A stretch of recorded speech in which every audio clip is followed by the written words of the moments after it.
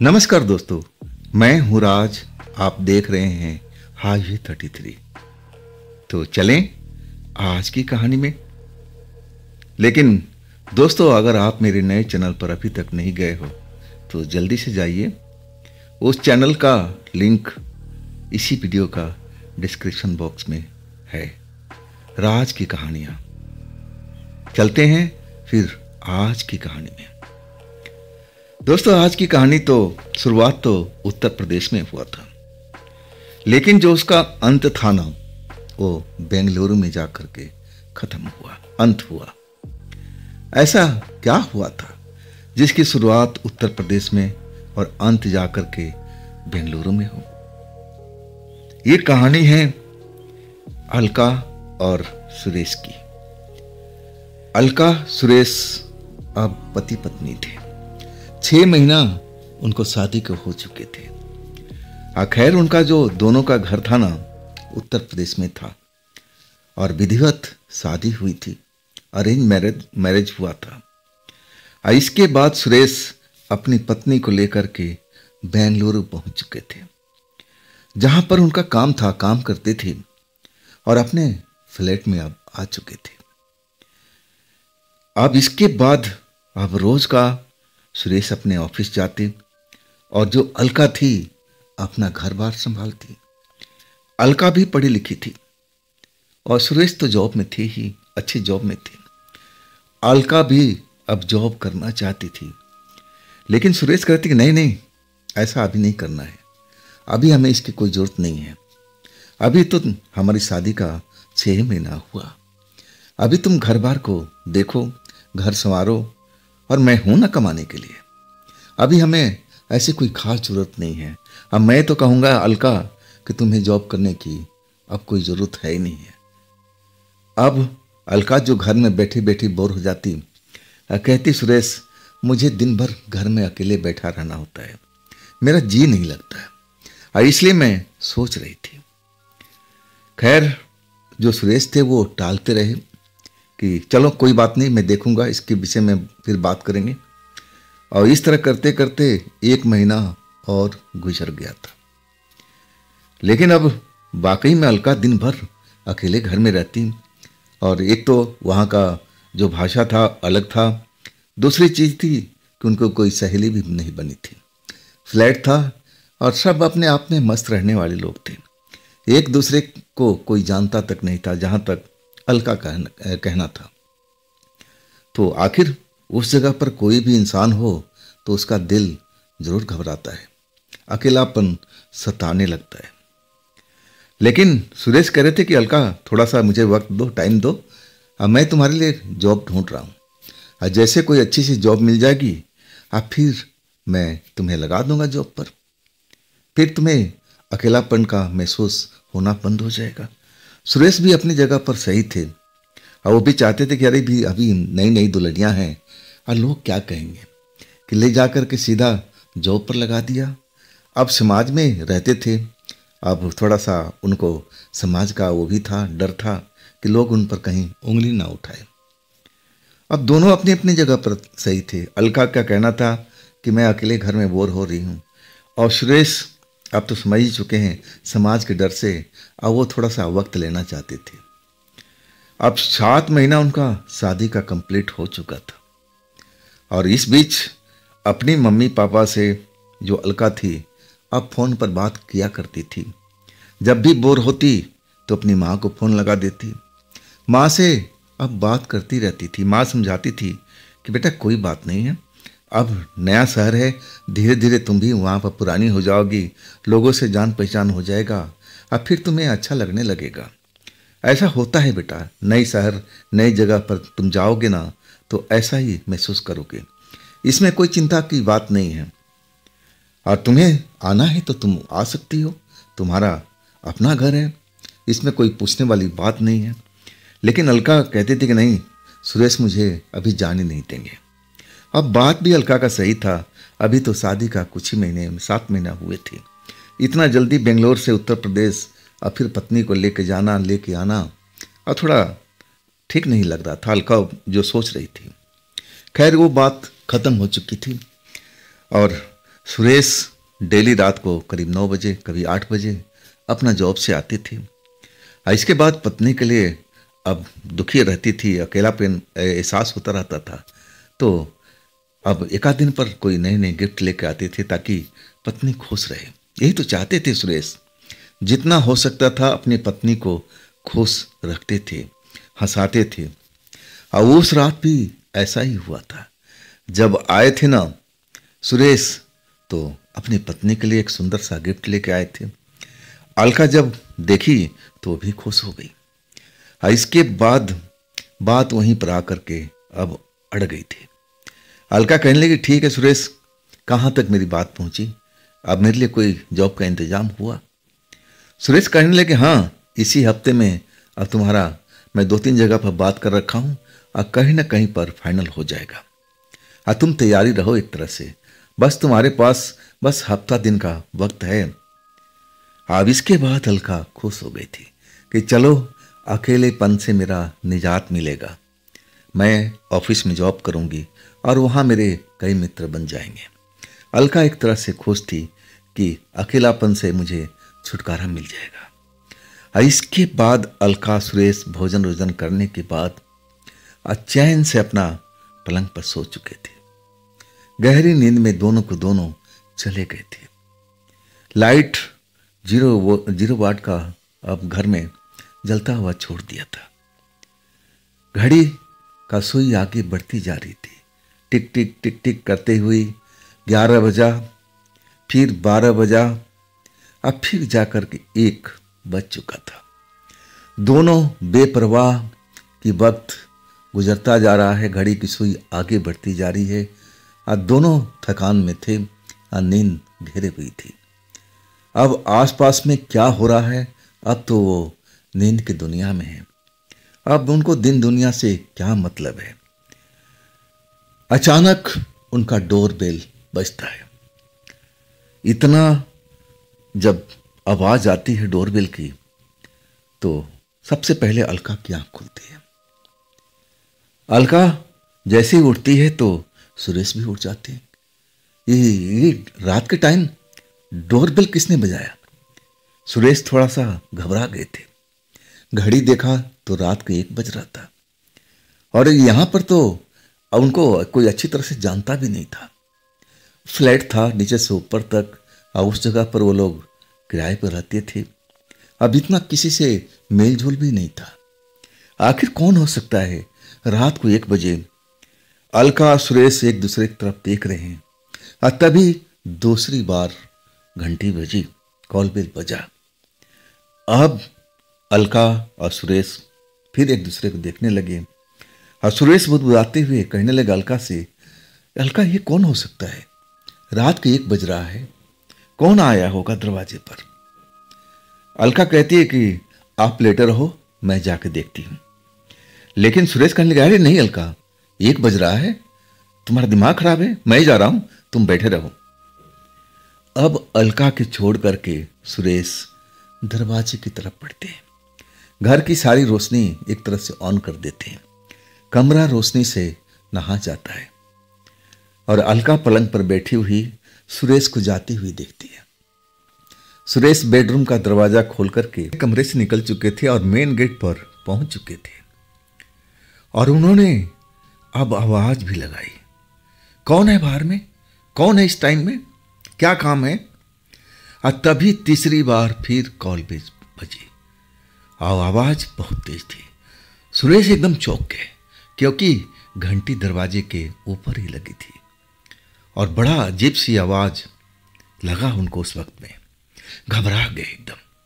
कौन कौन कौन है? कौन है भाई? कोई आवाज क्यों नहीं दे रहा है? बताओ, अपना नाम बताओ। अब सुरेश इंतजार करने लगे कि कोई तो अब अपना नाम बताएगा, काम बताएगा। लेकिन फिर मेन गेट के उस तरफ में खामोशी छा गई। अब फिर ऐसे लगने लगा कि जैसे वहां पर कोई लेफ्ट से राइट तक चल रहा है। कदमों की आवाज आ रही है। अब फिर कॉल बेल तो बजा नहीं, दरवाजे पर नॉक हुआ, ठक ठक ठक ठक। इस बार सुरेश और घबरा गए। पूछने लगे, भाई कौन हो तुम? अपना नाम क्यों नहीं बता रहे हो? क्या काम है इस वक्त में? वो काम क्यों नहीं बता रहे हो? कदमों की आवाज निरंतर आ रही थी, लेकिन जो भी शख्स था वहां बाहर में, ना तो अपना नाम बता रहा था, ना काम बता रहा था। अब फिर एक पल के लिए उनके कमरे की सारी रोशनी चली जाती है, बिजली बंद हो जाती है, एकदम अंधेरा कमरे में हो जाता है। और उसके बाद फिर कॉल बिल बज उठती है। अब तो सुरेश एकदम घबरा के और डर जाते हैं। और उधर बेडरूम में जो बैठी हुई अलका थी, जब लाइट जाती है तब वो भी डर जाती है। अरे क्या हुआ, लाइट तो जाती नहीं यहां पर, लाइट कहीं चली गई। तभी फिर लाइट आ जाती है। अब अलका अपने आप को संभाल लेती है। अरे थोड़ी देर तक लाइट गई थी, डरने की क्या बात है, मन में सोचती है। और सुरेश को आवाज लगाती, सुरेश कौन है बाहर कमरे में? लेकिन सुरेश कोई जवाब नहीं देते हैं। और जब जवाब नहीं देते हैं ना, तो अलका थोड़ी चिंतित हो जाती है। दोबारा पूछती है, सुरेश क्या आप मेरी आवाज सुन रहे हो?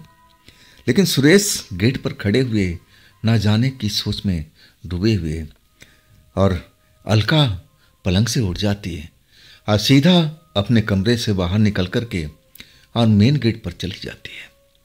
और तब देखती है कि सुरेश एकदम जैसे जमे हुए खड़े हैं, पत्थर की मूर्ति की तरह। क्या हुआ सुरेश, क्या हुआ? अलका वहां पहुंच जाती है तो जैसे सुरेश अब जागे हो, जैसे नींद में चले गए हो, या वो कुछ अलग उनको हो गया, कुछ ऐसा महसूस हुआ था। अब अलका घबरा गई सुरेश की हालत देखी। क्या हुआ सुरेश, तुम इस तरह क्यों खड़े थे? तब सुरेश जैसे होश में आए, करने लगे, अरे मैं बार बार उससे पूछ रहा हूं कि कौन है बाहर में, कोई जवाब ही नहीं दे रहा था। और फिर घंटी बजी, और इसके बाद लाइट गई, और फिर घंटी बजी, नॉक हुआ दरवाजे पर, लेकिन कोई बता ही नहीं रहा कि कौन है। अलका पहुंच गई थी। अलका के आने पर सुरेश का जो डर था ना, अब थोड़ा कम हुआ। अलका उनके पीछे में खड़ी थी तो अलका कहने लगी, खोल के देखते हैं दरवाजा, कौन हो सकता है, हम देखते हैं आमने सामने, जो भी होगा बात करेंगे। और सुरेश को बोलती, दरवाजा खोलिए आप, मैं हूं ना आपके साथ में। सुरेश का हिम्मत बढ़ता है और दरवाजा खोल देते हैं। जैसे ही दरवाजा खोलते हैं ना, तो सामने देख करके हैरान रह जाते हैं। सामने में फर्श के ऊपर में, दरवाजे के बाहर में एक ताजा खिला हुआ लाल गुलाब अब पूरा एक डाली के साथ में रखा हुआ है, पत्तों सहित। और जैसे लग रहा है कि अभी अभी कोई तोड़ के इसको ले करके आया है। आसपास देखते हैं तो पूरा कॉरिडोर खाली है, कोई नहीं है। अब सुरेश थोड़ा बाहर निकल आते हैं और अलका भी बाहर निकल आती है कि कौन हो सकता है भाई, और ये गुलाब यहाँ पर हमारे दरवाजे पर रखने का मतलब क्या है? हमें तो यहाँ कोई ठीक से जानता तक नहीं है, तो कौन हो सकता है? लेकिन चारों तरफ देखते हैं गलियारे में, वहाँ कोई नजर नहीं आता है। अब सुरेश अलका एक दूसरे को देखने लगते हैं। सुरेश कहते हैं, अलका ये गुलाब कौन रख के गया, क्या मतलब है इसका? अलका कहती है, जी मुझे क्या पता, जरूर आपके कोई जानने वालों ने गुलाब रख के गया होगा, आपका कोई दोस्त मित्र होगा, वो आपको हैरान कर देना चाहता हो। लेकिन ये मजाक ठीक नहीं है। रात के 1 बजे कोई भला आकर किसी दरवाजे पर घंटी बजा करके नॉक करके और गुलाब रख करके चला गया, ये मजाक ठीक नहीं है। जिसने भी किया है आपको दोस्तों ने, ये ठीक भी नहीं है। अब अलका कहने लगी, सुरेश चलिए अंदर। लेकिन वो सुरेश जो थे ना, उस गुलाब को उठा लिए थे। अब अलका बेफर गई, अरे क्या कर रही हो आप, इस गुलाब को क्यों उठा लिया आप? अलका एक तरह से डर गई थी। जैसे ही गुलाब को अब सुरेश जी ने उठाया, कहने लगी, आप इसको बाहर फेंकिए, बाहर फेंकिए। अब सुरेश कहने लगे, गुलाबी तो है, इसमें और ऐसी क्या बात है, कोई खास बात थोड़ी, गुलाब है, फूल है, अब कोई रख के गया है तो हम अपने कमरे में ले चलते हैं। अलका की कहना सुरेश नहीं माने आप गुलाब के फूल लेकर के आ चुके थे और फिर दरवाज़ा बंद किया, अच्छी तरह से चेक किया और वो गुलाब के फूल को अब एक ड्राइंग रूम में फूलदान था और उसमें वो लगा दिए। और इसके बाद अलका और सुरेश अपने बेडरूम में आ चुके थे। जब से गुलाब का फूल अलका ने देखा ना, वो डर गई थी। ऐसा क्यों डरी थी? क्या इसके पीछे कोई कहानी? इस गुलाब के फूल को देख करके अलका एकदम डरी हुई थी और जरूर ऐसा लग रहा था कि उस गुलाब के फूल को देख करके ही अब वो ज़्यादा डर चुकी है। क्या इस गुलाब के फूल, लाल गुलाब के फूल से कोई उसका संबंध था? तो जी, जरूर संबंध था। अलका अपने मन में पुरानी बातें अब याद करने लगी थी। पुरानी बात ये थी, जब वो कॉलेज में पढ़ा करती थी और जब अपने घर जाती थी कॉलेज से निकल करके, तब एक नौजवान अपने आप को राजा बताता था कि मेरा नाम राजा है और अलका को परेशान करता था। वो कहता था कि मैं तुमसे बहुत प्यार करता हूँ और वो अलका को लाल गुलाब भेंट करता था। लेकिन वो अलका गुलाब लेती नहीं थी। उस राजा नाम के लड़के को डांट देती थी कि तुम मेरी नज़रों से दूर हो जाओ, मैं ऐसी वैसी लड़की नहीं कि मैं तुम्हारे बहकाव में आ जाऊं। तुम मेरे पास में बिल्कुल मत आया करो। अगर तुम ऐसा करोगे तो मैं पुलिस में कंप्लेंट करूंगी, अपने परिवार वालों को बताऊंगी। और तब राजा उसको हड़का देता था कि जहाँ जाओ, कोई भी कंप्लेंट करना है कर दो, मैं डरता नहीं किसी से। हाँ, मैं तुमसे प्यार करता हूँ और तुम्हें मैं पाऊंगा एक दिन, चाहे तुम मुझसे कितनी दूर क्यों न भागो। और बड़ा ही बेशर्म किस्म का लड़का था, इंसान था। और 2-4 दिन के बाद फिर उनके कॉलेज के पास में मंडराता रहता था। जब अलका निकलती थी तो पीछा करता था। अलका जब खड़ी हो जाती, उस पर गुस्सा होती, तो अपने हाथ से लाल गुलाब लेके आता था। कहता था कि ठीक है, आप गुलाब ले लो, मैं चला जाता हूँ, मैं आपको कुछ नहीं बोलूँगा।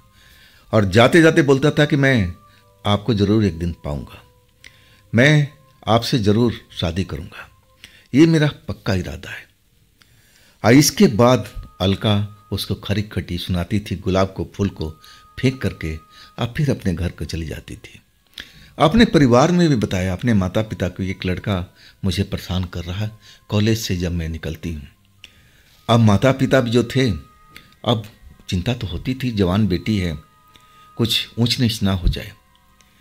लेकिन अब करें क्या? कहते थे कि बेटी अपनी सुरक्षा ख्याल रखो, अगर तुम कहो तो हम कॉलेज लेने के लिए आ जाएंगे। लेकिन पापा का काम था, बिजनेस करते थे, अपना काम छोड़ करके अब अलका उनको डिस्टर्ब भी नहीं करना चाहती थी। हाँ, कहने लगी नहीं पापा, मैं संभाल लूँगी सब कुछ। आखिरकार ये जो राजा नाम का लड़का था, वो 5-6 महीने तक अब अलका को नजर आया। हर बार उसके हाथों में लाल गुलाब होता था। अलका उसको हड़का देती थी कि देखो, मैं तुमसे बार बार कह रही हूँ ना कि मैं तुमसे प्यार नहीं करती हूँ, ना तुमसे ना किसी से। मेरा जो शादी का फैसला मेरे माँ बाप करेंगे, मेरा कोई ऐसा विचार ही नहीं तुमसे, और तुम मुझसे दूर रहा करो। वही हर बार रटा रटाया अब जो राजा था कहता था कि ठीक है, मैं इंतज़ार करूँगा। अब मुझे अब ज़रूर उम्मीद है कि तुम एक दिन मेरे फैसले का स्वागत करोगे, मैं इंतज़ार करते रहूँगा। अब मैं तुम्हें गुलाब देता रहूँगा। उस रोज़ भी गुलाब दिया, लेकिन अलका लिए नहीं। और वो जो गुलाब था ना, अब वहीं आसपास में कहीं वो रख देता था। अब फिर लड़का अब कहीं चला जाता था। अलका बड़ा गुस्से में हो जाती थी, गुस्सा उसका बहुत अब ज़्यादा हो जाता था। जी तो करता था अलका का कि उसको पिटाई करते, लेकिन अब दिल में सोच के रह जाती थी और सोचती थी कि चलो किसी दिन ये लड़का हमारा पीछा छोड़ ही देगा। और ऐसा ही हुआ। 6 महीने तक जरूर बीच बीच में नजर आता रहा, फिर अब वो दिखाई नहीं दे रहा था। अब अलका खुश थी कि चलो अब उस लड़के से मेरा पिंड छूट गया। अब इसके बाद पढ़ाई लिखाई सब कुछ कंप्लीट करने के बाद अब अलका का माता पिता अब अलका से पूछने लगे कि बेटे जॉब करना है या मैं तुम्हारी शादी कर दूं। अब अलका तो जॉब को ही चूज किया और जॉब करने लगी। इसके बाद माता पिता का अब एक तरह से विचार बन चुका था कि अब अलका बड़ी हो चुकी है, सियानी हो चुकी है, जॉब कर रही है। रिश्ता भी उनको सही मिल गया था, तो देरी नहीं करना चाहते थे। अब फिर सुरेश से उनकी धूमधाम से शादी हो गई थी। अलका यही सब अपने मन में सोच रही थी। लाल गुलाब देख करके डर गई थी, क्योंकि लाल गुलाब देखते ही वो मन में जो ख्याल राजा नाम का लड़के का आता था, ऐसा ही तो लाल गुलाब वो दिया करता था। वो पूरी टहनी काट कर ले आता था, पत्ते वत्ते सब उसमें भरे रहते थे। और ऐसा ही लाल गुलाब यहाँ पर भी अब उसने दरवाजे पर जो भी किसी ने रखा हो, और उसको देख करके अलका पूरी तरह से घबरा गई थी कि राजा यहाँ तो कहीं नहीं आ गया। लेकिन वो उत्तर प्रदेश के रहने वाले बेंगलुरु में, इतना दूर उसको कैसे पता, राजा को कैसे मालूम कि यहाँ तक आएगा। और वो 6 महीने तक बाद वो कभी दिखाई भी नहीं दिया था। लेकिन डर एक चेहरे पर जरूर आ चुकी थी अलका के। अब वो उसका डर देखे ना सुरेश तो कहने लगे, अलका क्या कुछ बात है क्या, तुम भी घबराई लग रही हो। तब अलका कहने लगी, नहीं नहीं ऐसा कुछ बात नहीं है, मैं डर इसलिए रही हूँ कि इतनी रात को 1 बजे के बाद में कौन गुलाब रख के गया हमारे दरवाजे पर। तुम उसका नाम पूछते रह गए, लेकिन नाम नहीं बताया, ना काम बताया। जरूर सुरेश तुम्हारे किसी दोस्तों की मजाक है। सुरेश कहने लगे, नहीं नहीं हमारे दोस्त ऐसे नहीं हैं, वो कभी ऐसा नहीं कर सकते। खैर छोड़ो, जो भी किसी ने किया होगा हम सुबह देखेंगे, बातचीत करेंगे। अब इसके बाद दोनों लोग अपना सोने लगते हैं। थोड़ी देर अलका जरूर चिंता करती है, थोड़ा डरी रहती है। अब फिर उनको नींद आ जाता है। और ऐसे ही अब सुरेश के साथ में होता है। इस घटना के बारे में सोचते हैं कि कौन ऐसा कर सकता है। चलो जो भी होगा देखा जाएगा। कल अपने दोस्तों से बात करूंगा कि तुम लोग में से कोई तो नहीं आया था रात को। अब इसके बाद सुरेश भी सो जाते हैं। कुछ ही देर होता है गहरे नींद में दोनों को गए हुए, और अचानक सुरेश को लगता है जैसे उनको कि किसी ने हवा में उठा रखा हो। सुरेश अपना आंख खोलना चाहते हैं लेकिन खोल नहीं पाते। लेकिन उनको जरूर लग रहा है कि जैसे 2 हाथ उनको हवा में उठा रखा है। इसके बाद अपनी चेतना अब एक तरह से उनकी गायब होने लगती है। अब जैसे गहरी नींद में चले गए हो या फिर बेहोशी की हालत में। अब उनको कुछ मालूम नहीं है। इधर जो अलका थी ना, गहरी नींद में थी। अब गहरी नींद में सपना अपना देख रही होगी। तभी एहसास हुआ कि उनका पति जो उनके पास में सुरेश लेटे हुए थे, अब उनको अपनी बाहों में एक तरह से भर लिए। और नींद में अलका कह रही कि देखो सुरेश ठीक नहीं है अभी, हाँ हमें सोने दो। अब नींद में बड़बड़ा रही है। लेकिन जो अब उनकी नज़र में तो सुरेश ही थे कि सुरेश ही ऐसा कर रहे हैं। आंख बंद किए हुए गहरी नींद में थी। आंख खोलने की कोशिश कर रही है कि चलो आंख खोल करके अब सुरेश को बोला जाए कि इस टाइम ठीक नहीं है ये सब, हम लोग थोड़ा चिंता में हैं और अब रात भी काफ़ी हो गई, सुबह उठना भी है। लेकिन अपनी आंख नहीं खोल पा रही है। उसको लग रहा है कि जरूर सुरेश होंगे। अरे सुरेश को क्या हो गया, अभी ऐसा क्यों कर रहे हैं। लेकिन वो जितना भी रोक रही थी, अब उनके नज़र में सुरेश ही थे जो मान नहीं रहे थे। आखिरकार जो अपनी मनमानी थी उन्होंने कर लिया था। तब तक जो अलका थी अब एक तरह से आँख खोलने की भरपूर कोशिश कर रही थी। लेकिन ऐसा क्या नशा उसको हो गया था कि जैसे आँख खुल नहीं रही थी। आखिरकार अब एक तरह से वो भी गहरी नींद में फिर दोबारा से सो चुकी थी। अब उनको तो यही लगा कि उनका पति है, इसमें कौन सी बड़ी बात है, चलो कोई बात नहीं। सुबह अलका उठती है। सुबह जल्दी उठने की आदत थी। 6 बजे अब उनका नींद खुलता है। जैसे ही नींद खुलता है ना, तो अपने बगल में पति को नाक देख करके हैरान हो जाती है कि उनका पति अब लेट उठते भी थे। जब तक अलका उनके लिए चाय कॉफ़ी बनाकर ना दे तब तक उनकी नींद सही ढंग से खुलती नहीं थी। अब अपने बगल में अब खाली बिस्तर को देखती है कि सुरेश कहाँ गए, सुरेश कहाँ गए। आवाज़ लगाती है, सुरेश क्या आप बाथरूम में हो? लेकिन कोई आवाज़ नहीं आती। अब लगा ये अलका को सुरेश इस वक्त में कहाँ जा सकते हैं। क्या वो रात के घटना से थोड़ा चिंतित थे, कहीं बाहर तो नहीं निकल गए, अपने दोस्तों के पास तो नहीं पहुंच गए। अब अलका को यही लगा। पलंग से उठती है और बाथरूम में झांकती है, बाथरूम में नहीं है। फिर मेन गेट पर जाती है, मेन गेट का दरवाज़ा अंदर से बंद है, मतलब वो कहीं बाहर नहीं गए। किचन में आती है तो किचन में भी नहीं है। अब स्टोर रूम में जाती है, स्टोर रूम भी अब एक तरह से बंद पड़ा है। तो सुरेश कहाँ गए? अब इसके बाद वो घबरा जाती है। सुरेश सुरेश सुरेश कहाँ हो तुम, कहाँ हो सुरेश? तुम बोलते क्यों नहीं है? तुम घर में ही हो कहाँ पर सुरेश? अब इसके बाद ढूंढने लगती है हर जगह पर। आखिरकार अपने बेडरूम में आती है।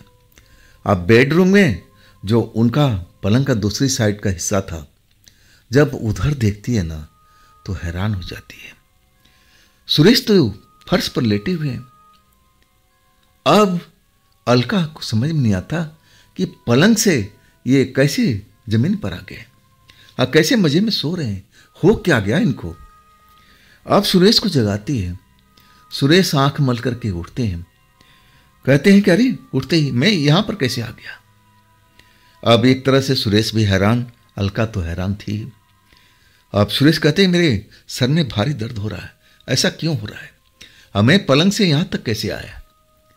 अब दोनों लोग समझ नहीं पा रहे हैं कि ऐसा हुआ तो कैसे हुआ। अब सुरेश उठ जाते हैं, पलंग पर आके बैठते हैं और सर दर्द का अब एक तरह से शिकायत करते हैं अलका को कि देखो ना मेरे सर में दर्द हो रहा है, तुम मेरे लिए जल्दी से चाय बना दो और इसके बाद मुझे एक सर दर्द की गोली दे दो, दर्द कुछ ज़्यादा ही हो रहा है। अब अलका चिंतित हो जाती है। अब फिर कोई बात ही नहीं हो पाती, सीधा भागती है किचन में, चाय बना के ले आती है और साथ में दर्द की गोली भी ले आती है कि लो सुरेश चाय पियो और गोली खा लो, ज़रूर तुम्हें थोड़ी देर में आराम मिल जाएगा और तुम इसके बाद थोड़ी देर आराम कर लो, अभी ऑफिस जाने में बहुत वक्त है और तब तक तुम सही भी हो जाओगे। अब वैसे ही सुरेश करते हैं, दवाई वाई खाने के बाद चाय पीने के बाद फिर आराम कर लेते हैं और इसके बाद अलका अपने काम में लग जाती है। नाश्ता अब लंच बना करके जैसे पैक करके देती थी, अब वैसा अपना काम में लग जाती है। सब कुछ करने के बाद आज जब लौटती है देखती है घड़ी कि हाँ अब सुरेश को जगाना चाहिए क्योंकि अब वक्त हो गया है, अब इनको नहाना धोना है और फिर अपने ऑफिस के लिए तैयार होना है। जब सुरेश को जगाने जाती है ना तो सुरेश को आवाज़ देती है, उठिए सुरेश अब वक्त हो गया है, मैं उम्मीद करती हूँ कि आपका सर दर्द सही हो गया होगा। लेकिन सुरेश उठते नहीं हैं, हाँ हूँ करके और कहते हैं मुझे सोने दो अभी मुझे नींद आ रही है। और जब अलका उनके सर को छूती है तो चौंक जाती है, उनको तो बुखार हो गया है, तेज बुखार। अब अलका घबरा जाती है कि सुरेश आंखें खोलो, ये बुखार कैसे आ गया, अभी तक तो तुम सही थे, सुबह में जब उठे हो सिर्फ तुम्हें सर दर्द का शिकायत थी और मैंने दवा दे दिया, ये बुखार कैसे चढ़ गया। अलका घबरा जाती है, क्या करें ना करें, लेकिन सोचती है कि चलो अब हमारे पास में अब इसकी भी दवाई है, अब एक खुराक दवाई दे देते हैं, जरूर इससे फ़ायदा होगा। लेकिन अब सुरेश ऑफिस तो जा नहीं पाएंगे। अब सुरेश को वही करती है, अब उनको उठाती है धीरे धीरे कि सुरेश उठ के बैठिए, आपको बुखार है, आज तो आप ऑफिस नहीं जा पाएंगे, मैं थोड़ा सा नाश्ता बना के लाती हूँ और इसके बाद बुखार का दवाई देती हूँ, खा करके आप आराम कर दीजिए और ऑफिस में अपना फ़ोन कर दीजिए। अब वैसे ही सुरेश करते हैं। अब पूरा दिन तो अब सुरेश घर में ही है। हाँ, दोपहर के बाद में उनका जो बुखार था दवा के असर से अब बिल्कुल ख़त्म हो गया था। अब सुरेश बिल्कुल ठीक थे। अब एक तरह से अब अलका सुरेश दोपहर में थे।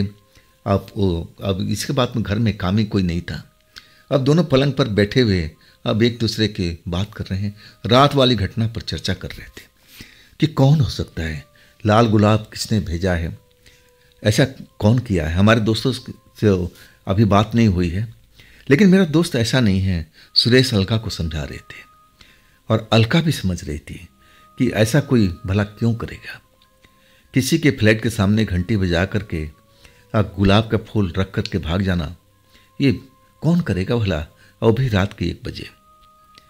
लेकिन अभी तक ध्यान राजा की तरफ अब अलका का गया नहीं था। हाँ, ऐसा ही राजा तो करता था। अब बीच रास्ते में अब अलका को घेर लिया करता था और लाल गुलाब का फूल पकड़ा देता था। खैर, ये तो बीती बात हो गई है अलका के लिए। अलका अपने मन में सब कुछ समझ रही थी, अपने मन को समझा रही थी। तो यहाँ पर कैसे ये सब। इसके बाद सुरेश कहते हैं छोड़ो ना, अब बात जो ख़त्म हो गई, अब उसको अब क्या बात बोलना, इस बात को हम यहीं ख़त्म करते हैं। अब बातों बातों में अब अलका हंसी मजाक का दौर चलने लगता है। अब फिर अलका कहती है कि सुरेश, आपको रात में क्या हो गया था। एक तो आप पलंग से उतर कर के और फर्श पर जा कर लेटे, और दूसरी चीज़ आप मुझे तंग क्यों कर रहे थे रात में। ऐसा तो आप कभी पहले नहीं करते थे। आप जो सुरेश थे ना, हैरान हो गए। कहने लगे मैंने तुम्हें कब तंग किया, मैं तो ऐसा नहीं किया था। मैं तो अब तुमसे बातचीत होने के बाद में मैं गहरी नींद में सो गया था। अलका हैरान थी कि ये क्या कह रहे हैं सुरेश, मुझे तो अच्छी तरह से याद है। और दूसरी चीज़, सुरेश भी हैरान थे। अब उन्होंने ऐसा लग रहा था कि जैसे उनको 2 हाथों पर कोई उठा लिया हो। अब फिर जैसे गहरी नींद में चले गए हों। वो भी अपना मन में सोचने लगे थे और वो अपनी मन की बात अलका को बताने लगे कि अलका, मुझे रात के टाइम में ऐसा महसूस हुआ था कि मुझे कोई 2 हाथों से अब पलंग पर से उठा लिया है, जैसे हवा में कहीं लेके जा रहा हो। अब फिर मैं आंखें खोलने की कोशिश करने लगा, लेकिन आंखें नहीं खुली। अब फिर मैं एक तरह से गहरी नींद में चला गया था। और सुबह तो तुमने ही मुझे उठाया था ना। अब ये दोनों बात आपस में एक दूसरे को कह रहे थे। तब अलका कहने लगी कि सुरेश, अब रहने दो, अब इस विषय पर हम दोबारा बात नहीं करेंगे। अब अलका थोड़ा डर लग रहा था कि ऐसा कैसे हो सकता है। ना तो सुरेश को डराना चाहती थी, ना अपने आप को। अब सुरेश घर में थे, अब कोई टेंशन की बात नहीं थी। और इसके बाद अपना जो भी था दिन का काम ख़त्म करने के बाद अब रात हो गई थी। रात के खाना पीना खाने के बाद अब जो सुरेश अलका थी अपने पलंग पर लेट गए थे। और इस विषय में अब कोई बात अलका ने छेड़ा तक नहीं था। हाँ, अपनी जॉब की बात जरूर किया था। अब दोनों लोग गहरी नींद में सो रहे थे। अब फिर वही टाइम पर रात की 1 बजे दरवाजे का कॉल बेल बजता है। और जैसे ही बजता है ना, सुरेश की नींद खुल जाती है। इसके बाद अलका भी जाग जाती है। हड़बड़ा के एक दूसरे को 2 लोग देखने लगते हैं कि कल वाला टाइम है। और इसके बाद दोनों एक दूसरे की आंखों में देखते हैं, दोनों के आंखों में डर दिखाई देता है। आखिरकार अलका गुस्से में आ जाती है और कहने लगती है कि सुरेश, आप बैठो, मैं देखती हूँ कौन हो सकता है। ये हद हो गई है। कल भी हमारे साथ में हुआ ऐसा, और आज भी कौन ऐसा इंसान है जो हमारे साथ मजाक कर रहा है। आप बैठे रहो, हाँ मैं देखती हूँ। सुरेश रोकते रह गए कि रुको रुको अलका, मैं आ रहा हूँ। जब तक अपने चप्पल उप्पल पहनते, तब तक अलका गेट पर पहुंच गई थी। गेट एक झटके से खोला और जैसे ही गेट खोला ना, कांप करके रह गई थी। और इसके बाद जब तक सुरेश वहां पहुंचते, अलका गेट के अब बीचों बीच अब गिर करके बेहोश हो चुकी थी। अब तो सुरेश का होश उड़ चुका था। आज जब सुरेश देखते हैं तो गुलाब का फूल जैसे कल मिला था, आज भी उसी दरवाजे के पास में पड़ा हुआ था। अपनी पत्नी को उठा करके पलंग पर लाते हैं, दरवाजा बंद करते हैं ताकि पड़ोसियों को कुछ पता न लगे। पड़ोसी को खबर भी नहीं देना चाहते थे कि सब क्या हो रहा है, नहीं तो लोग कहीं उनका मजाक न उड़ाए। इसके बाद पलंग पर ला करके अब जो अचेत पड़ी है अलका, उसको होश में लाने की कोशिश करते हैं।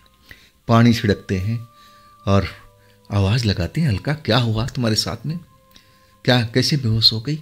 खुद सुरेश डरे हुए थे। अचानक ये सब घटा था उनके साथ में। पानी वानी छिड़कने के बाद अलका होश में आने लगी, अपनी आंखें अब फड़फड़ाने लगी। इसके बाद अब अपनी पूरी तरह से आंखें खोल दी थी, लेकिन अब डरी हुई थी। अब वो कह रही थी, सुरेश सुरेश वो यहां तक आ चुका है, सुरेश वो यहां तक आ चुका है। कौन आ चुका है?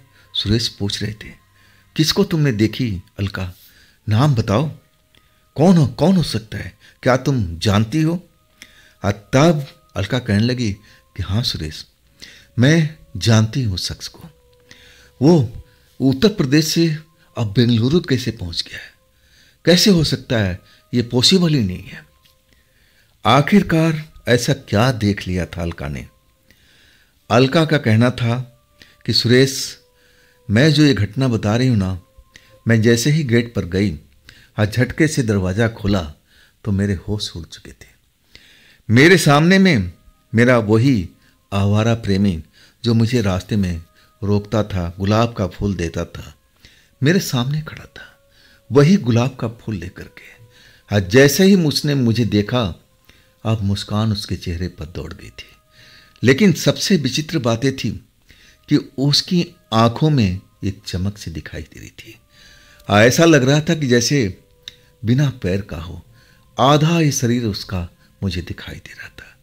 मैं तो उसका ये हालत देख करके दंग रह गई और आखिरकार मुझे चक्कर आ गया, भयभीत हो गई थी कि ये क्या भला है, ये पूरा शरीर इसका क्यों नहीं दिख रहा है। आई है तो वही राजा ही। इसके बाद मैं अपना होश खो बैठी थी। सुरेश देख करके हैरान हो चुके थे अलका की बात सुन करके, ये कैसे हो सकता है अलका। तब अलका अपनी जो कहानी थी कॉलेज टाइम की, अब पूरा सुरेश को बताया। सुरेश उसकी बात सुनकर के खौफ में आ गए थे। अब रात का वक्त था। अब इतना अलका को जरूर समझ में आ गया था कि ये जो रात को कांड हुआ था ना, जो उसके साथ में, जरूर इसका प्रेमी का ही काम है, वही मेरे साथ में ऐसा सब सलूक किया है।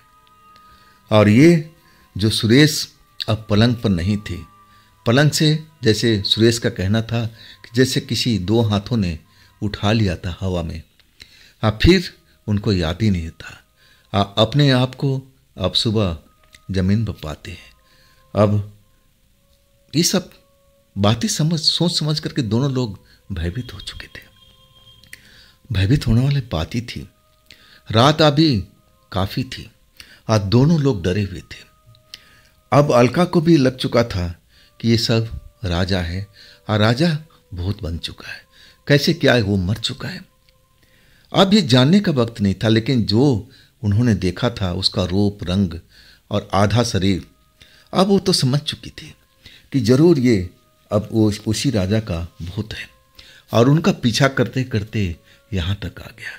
और उसने वो भी अब एक तरह से कर लिया, प्यार वो पाना चाहता था, अब प्यार पा भी लिया। सब कुछ अलका समझ चुकी थी, अब एक तरह से डरी हुई थी। अब जो हालत अलका का था और उससे बुरा हालत सुरेश का था। सुरेश भी बहुत घबरा गए थे। आखिरकार अब अपने आप को संभाला सुरेश जी ने, कहने लगे अलका तुम घबराओ मत, मैं अपने दोस्तों से कल सुबह में बात करूंगा और वो जरूर किसी अच्छे तांत्रिक को जानते होंगे। हमें इसका इलाज अभी से कराना पड़ेगा, नहीं तो आगे चल कर के ना जाने तुम्हारे साथ मेरे साथ में अब क्या होगा। अब वही हुआ, दोनों लोग रात भर जागते रहे। सुबह उठते ही अब अलका सुरेश उस फ्लैट से निकल चुके थे और अपने दोस्तों के पास पहुंच गए। अपना दुखड़ा अपने दोस्तों को सुनाया। अब उनके दोस्त भी हैरान थे उनकी बात सुन करके। अब कहने लगे सुरेश और तुम पागल हो गए, ऐसा हो सकता है जो कोई यूपी से चल करके और बेंगलोर पहुंच जाए, और भी आधी रात को, तुम्हारा पता ठिकाना कैसे मालूम। लेकिन सुरेश अलका ने जो कुछ बताया तब उसको विश्वास करना पड़ेगा। तब उसने अब एक तरह से बोला ठीक है, मैं अपने जानने वाले से पता करता हूँ और ज़रूर वो कोई तांत्रिक को पता बताएंगे। अब इसके बाद अब वो लोग तांत्रिक के खोज में लग गए थे और एक तांत्रिक भी मिल गया था। तांत्रिक के पास जाकर के अलका सुरेश अपना अपना दुखड़ा बताने लगे और तांत्रिक एक नज़र में देख करके सब कुछ समझ गया और कहने लगा कि अलका बेटी, तो जो तुम कह रही हो ना, बिल्कुल सत्य घटना है। ये तुम्हारा प्रेमी है जो तुम्हारा पीछा करते हुए अब यहाँ तक आ चुका है। एक तरह से अब वो तुम्हारा प्रेमी अब एक शक्तिशाली आत्मा बन चुका है। तुम सही वक्त पर आ गई। अगर तुम लोग देर करते ना तो हो सकता है तुम्हारे साथ में कुछ अनर्थ भी हो जाता, सुरेश के साथ में हो जाता। अब दोनों लोग डरे हुए थे, कहने लगे बाबा जो करना है कीजिए, लेकिन इस दुष्ट आत्मा को अब अलग कीजिए, अब आगे हमें कोई परेशानी ना हो। तब उस तांत्रिक बाबा ने कहने लगा कि 3 दिन वक्त लगेगा, टाइम लगेगा, 3 दिन में पूजा करूँगा, इसके बाद तुम लोग को आना पड़ेगा। अब सुरेश, अलका, उनके दोस्त जो भी साथ में गए थे मान गए कि बाबा हम बिल्कुल तैयार हैं। अब वही हुआ।